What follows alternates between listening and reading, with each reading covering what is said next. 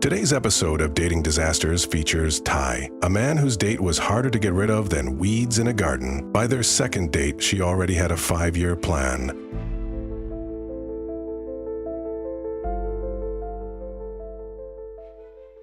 Hi, I'm Ty Ward. My scary date started 2 days after I had met someone while on the way to a party, or it was a club actually. It was a new club that had opened up, and I wanted to be there. Everybody was talking about it, and I met two young ladies that were in the neighborhood. And as I was getting into my car, one of them was very friendly, very complimentary, very inquisitive about me, where I was going, who I was going to meet up with. And of course, I was very, general and very funny. And the young lady was, by the way, extremely attractive, well engaged. There's something about her aura that was interesting to me at the time. Anyway, I went to the club, turned my phone off, of course, because I'm not going to hear anything anyway. So by the time I had gotten home, there were 18 messages on my phone, and 15 of them were from the young lady that I had just met. And she kept calling, and the odd thing is all of her messages were the same. Hey, I hope you're having a good time. Not too good a time, and I can't wait to talk to you again. Okay, and the next, all the other messages were exactly the same. It was kind of eerie to hear that over and over again. But anyway, when I got home, before I got home, rather, she had called again, and she was asking all these questions about the club, and did I have a great time? I did, and the club was fantastic. So she asked me, why don't I ask her out for a date? I said, okay. First of all, I love assertive women. I'm kind of shy.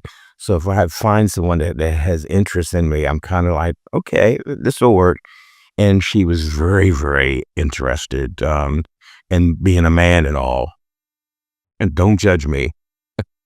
But seriously, though, 2 days later, that's when we had the date. The scary date, which led to scary encounters down the line. But anyway, I said, where can I pick you up? Oh, she never gave me her phone number, by the way. She said it was a private number, and it was like 4 or 5 women in the house that share the same phone number, and they didn't want to give that number out. I understood. We're talking about a date here. There's not an issue with that at all. Anyway, I said, where can I pick you up? And she gave me the address of her friend's house, the one that was walking with her that night that we met 2 nights ago. I said, okay, I'll pick you up there. And I knew the restaurant that I wanted to go. I knew the food was great. The service was exceptional. The ambiance was second to none. So I picked her up, and nice conversation, nothing unusual, no red flags at the time. And then we got to the restaurant and we ordered. And then that's when the conversation immediately started going downhill. She began to, all of the conversation was about the future, our future. She was saying that, she had asked my neighbors about me. I said, whoa, what are you talking about?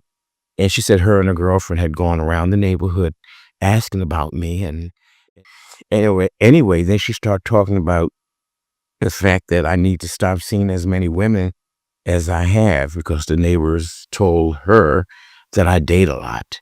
And she said, that's not a good environment to raise children. Okay. Conversation still sliding downhill fast.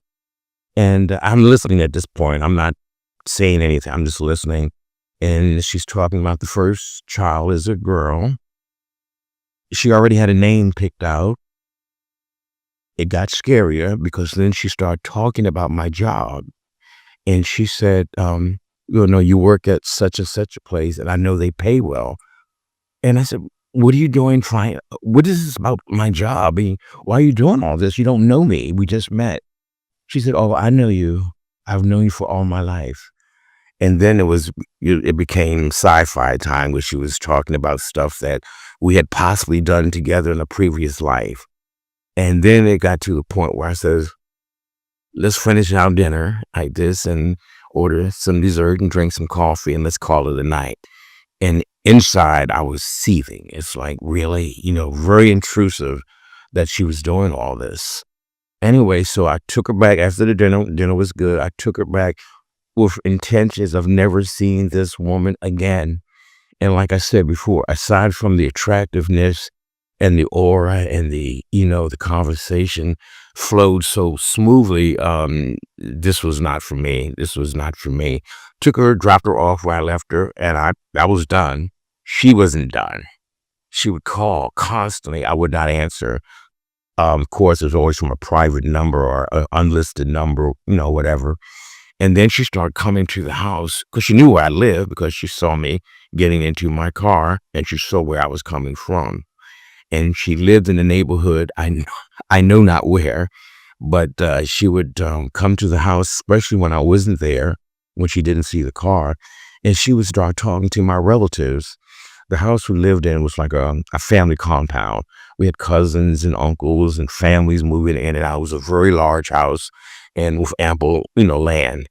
And then she would come and she would just talk about our relationship and whatever, and I still ignored her. And the messages that she left became more caustic, became more troubled. And then she started talking to the neighbors.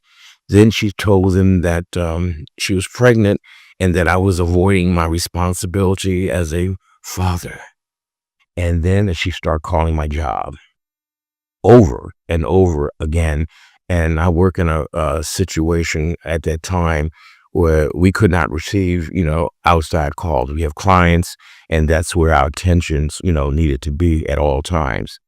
And it's got ugly. It just went on for weeks and weeks and weeks. And my folks had a garden right on the side of the house, and she would come past and she would cut our flowers and she would wrap them up in tape, and she would leave these notes like, my love, our child is on the way. You're going to be a good daddy, but you have to start now, and stuff like that. Keep in mind, I've only met this woman twice. And one of them was going to a club, and the second one was a dinner. That's it. And this went on for like months. And finally, I had to take caustic measures, call, the police to find out what I could do. And they said, well, really, there's not too much you can do. She's calling you and everything. You could do, it gave me some options, and neither one of them worked. None of them worked. She just persisted to call and be, listen, we've all had scary dates, and hopefully it's that one date that we have to deal with. But in my case, as well as other people, if it doesn't feel right to you, there's a reason why. Talk to you soon. Ty almost learned the hard way that an unresearched date can turn into a living nightmare.